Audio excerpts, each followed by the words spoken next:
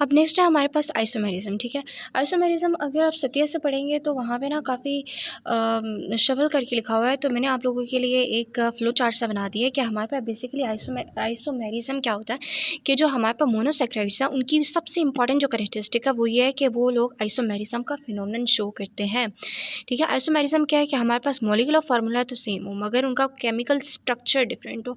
तीन तरह के आइसोमर्स हैं, structural isomers, stereo isomers and optical isomerism. Structural isomerism हमारी बुक में नहीं पढ़ाया गया। ठीक है, स्टीरियो और ऑप्टिकल का बताया गया। अब स्टीरियो आइसोमेरिज्म क्या होता है, हमारे पास स्टीरियो आइसोमेरिज्म में फर्दर क्या होता है कि दो कैटेगरीज में डिवाइड है, इनएंशियोमर्स और डायस्टीरियोमर्स। ठीक है, इनएंशियोमर्स क्या होते हैं, जो कि हमारे पास मिरर इमेजेस हो। ठीक है, अब जो मिरर इमेज होता है ना, ठीक है, वो सुपर इम्पोज नहीं होता। यानी अगर आपका जो राइट हैंड है वो आपके लेफ्ट हैंड से मिरर इमेज है, आप अपने राइट हैंड को लेफ्ट हैंड पे ज़रा रख के देखें तो क्या वो सुपर इम्पोज हो जाएगा? ठीक से नहीं होगा ना। तो हम कहते हैं enantiomers non superimposable mirror images है। डायस्टीरियोइसोमेरिज्म ना मिरर इमेजेस है ना सुपर इम्पोजिबल है। ठीक है, अब डायस्टीरियोइसोमेरिज्म की एक कैटेगरी आती है जिसे कहते हैं एपीमर्स। एपीमर्स में क्या होता है कि हमारे पास इनमें जो कॉन्फ़िगरेशन है वो हमारे पास सिर्फ एक ही कार्बन आइटम पे चेंज कर रहे होते हैं। ठीक है, और एनोमर्स जो हमारे पास एपीमर की बहुत स्पेसिफिक किस्म की टाइप है। ठीक है, जिसमें हमारे पास सिर्फ जो चेंज आता है वो हमारे पास फंक्शनल ग्रुप पे आता है। अच्छा, अब ये जो है ना हम सारा जो मैंने आप लोगों को अभी बताया इसको आगे मैं एक्सप्लेन करती हूँ।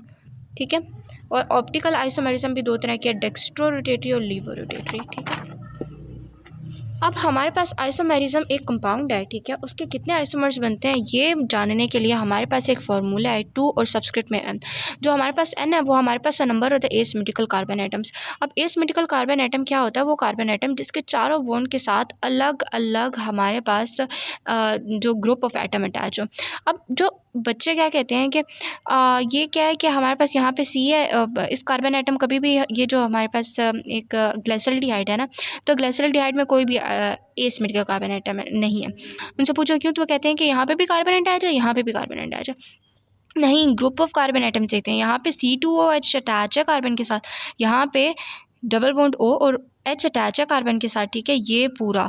ठीक है, और यहाँ पे कार्बन के साथ OH और ये H। ठीक है, तो इसके साथ क्या है, ये ऊपर वाला अटैच है पूरा, ये नीचे, और इस तरह करके। तो ये हमारे पास एसिमेट्रिकल कार्बन आइटम हुआ ना।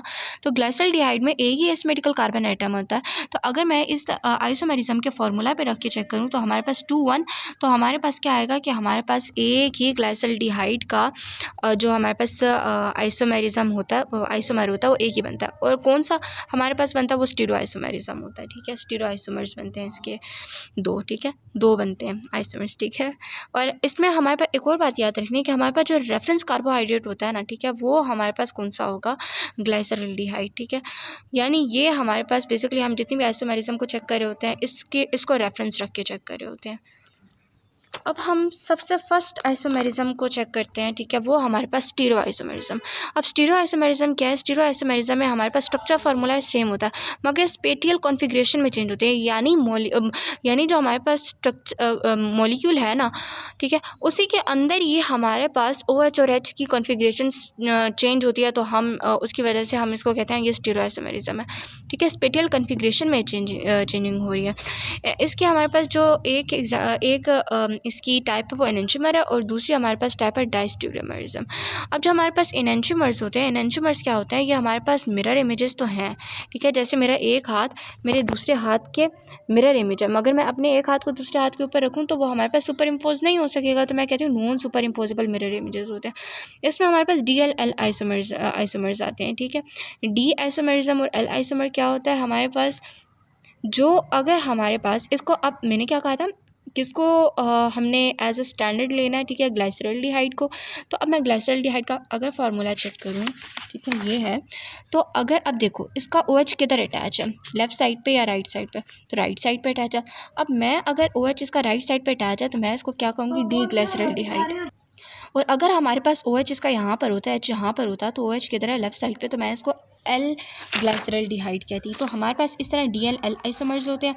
एक और बात याद रखनी है कि हमारे पास जो हमारी ह्यूमन बॉडी है, ठीक है, उसमें ज़्यादातर जो आइसोमर्स होते हैं वो D आइसोमर्स होते हैं। ठीक है, और बहुत सारे आइसोमर, अब डी आइसोमर का अलग से एंजाइम होगा और एल आइसोमर्स का अलग से एंजाइम होगा, ठीक है।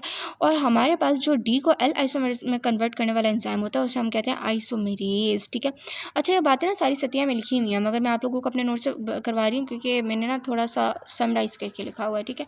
नेक्स्ट हमारे पास क्लियानी-फिशर सिंथेसिस। क्लियानी-फिशर सिंथेसिस क्या होती है? अच्छा, ये रिएक्शन ऑफ वैसे में आना चाहिए।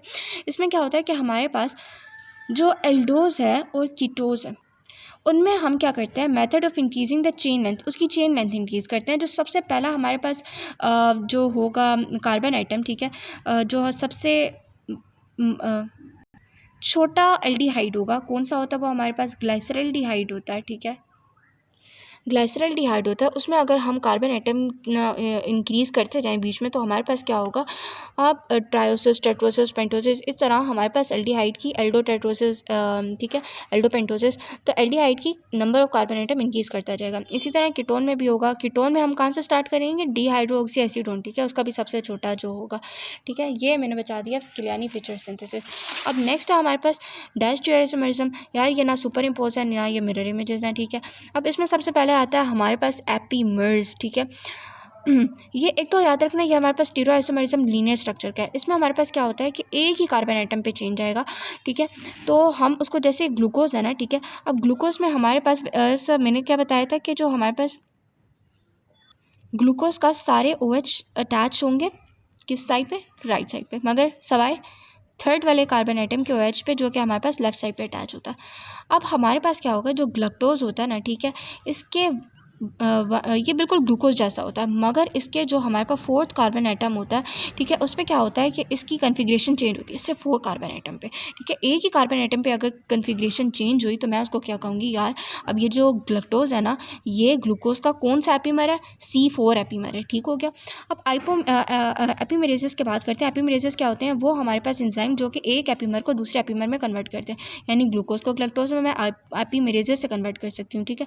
नेक्स्ट हमारे पास एनोमर्स एपीमर्स की हमारे पास टाइप है, जो कि हमारे पास स्पेसिफाई कर दो ना, ठीक है, कि हमारे पास यार सिर्फ फंक्शनल ग्रुप में तुम चेंज करो कन्फिग्रेशन, तो उसको एनोमर कहेंगे। ये भी हमारे पास, अच्छा, ये जो स्टीरियोआइसोमेरिज्म ये हमारे पास रिंग स्ट्रक्चर में आती है। हीमीएसिटाल आते हैं इसमें, हीमीकेटाल्स वगैरह आते हैं इसमें। अब क्या होगा कि हमारे पास 2 तरह के एनोमर्स होते हैं, alpha anomers and beta anomers. वो हमारे पास रिंग चेन स्ट्रक्चर, जिनका जो OH है वो ऊपर अटैच हो, ठीक है, उनके एनोमेरिक कार्बन आइटम पे। एनोमेरिक कार्बन आइटम मैं ऊपर बता चुकी हूँ, ठीक है, और पहले बता चुकी थी। अब यहाँ पे अगर ये हमारे पास एनोमेरिक कार्बन आइटम OH नीचे अटैच है तो हम इसको क्या कहेंगे, डी। हमारे पास कौन सा ग्लूकोज है, डी ग्लूकोज है, ठीक है। नेक्स्ट हमारे पास ऑप्टिकल आइसोमेरिज्म, ये हमारे पास सबसे लास्ट आइसोमेरिज्म है। इसमें क्या होता है कि अगर हम कोई भी, इसमें हम प्लेन पोलराइज लाइट लेते हैं, ठीक है। अब प्लेन पोलराइज लाइट को होती है जो कि हमारे पास सिर्फ एक ही डायरेक्शन में मूव करे, ठीक है, उसको हम क्या करेंगे, एक सोल्यूशन से पास करते हैं। अब सपोज़ ये हमारे पास मतलब किसी मोनोसैकेराइड का सोल्यूशन होता है। अब जो लाइट है या तो वो लेफ्ट पे रोटेट कर जाएगी या राइट पे रोटेट कर जाएगी। अगर वो लेफ्ट पे रोटेट कर जाती है तो हम उसको हम लीवर रोटेटरी कहेंगे। अगर राइट पे रोटेट करेगी तो हम इसको डेक्स्ट्रो रोटेटरी कहेंगे। अब हमारे पास कुछ सॉल्यूशंस ऐसे होते हैं जिसमें हमारे पास कुछ मोनोसैकेराइड्स होते हैं लीवर रोटेटरी और कुछ होते हैं डेक्स्ट्रो रोटेटरी, ठीक है। तो आपस में जो उनका इफेक्ट है वो ख़त्म कर देते हैं, उसे हम कहते हैं रेसिमिक मिक्सचर, ठीक है। उसमें फिर हमारे पास कोई भी चेंज नहीं आएगा। If D and L isomers are present in equal concentration, ठीक है, तो उनकी ऑप्टिकल एक्टिविटी कोई भी नहीं होगी, ठीक है, क्योंकि वो आपस में कैंसिल कर देंगे ऑप्टिकल एक्टिविटी को। नेक्स्ट हमारे पास म्यूटा रोटेशन इसी की टाइप है हमारे पास, ठीक है, ऑप्टिकल आइसोमेरिज्म में। इसमें हमारे पास क्या होता है कि हमारे पास जो ऑप्टिकल रोटेशन है ना, ठीक है, अगर हम एक जो हमारे पास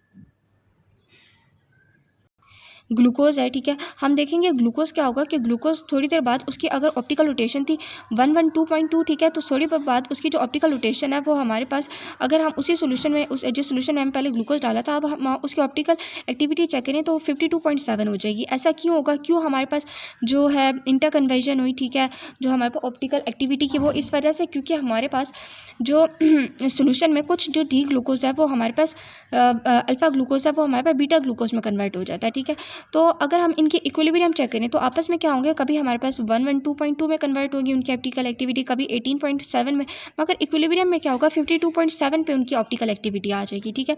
तो मैं क्या कहती हूँ, म्यूटा रोटेशन क्या होते हैं, change in the specific optical rotation representing the interconversion alpha and beta form the glucose to an equilibrium mixture, ठीक है। अब हमारे पास क्या होता है जो इक्विलिब्रियम मिक्सचर होता है 63% उसमें बीटा एनोमर होता है और 36% अल्फा एनोमर होता है। 1% ओपन चेन में की प्रेजेंट में की चेन में होगा। और इक्विलिब्रियम मिक्सचर में हमारे पास कितनी उसकी ऑप्टिकल एक्टिविटी 18.7। अगर हम म्यूटेट रिटेशन फ्रक्टोज की चेक करें तो हमारे पास फ्रक्टोज क्या होता है, पायरोनोस रिंग से वो हमारे पास फायरोनोस रिंग में कन्वर्ट होता है और हमारे पास उसकी जो इक्विलिब्रियम में उसकी जो ऑप्टिकल एक्टिविटी है वो -92 डिग्री होती है। आई होप आप लोगों को समझ में आया हो।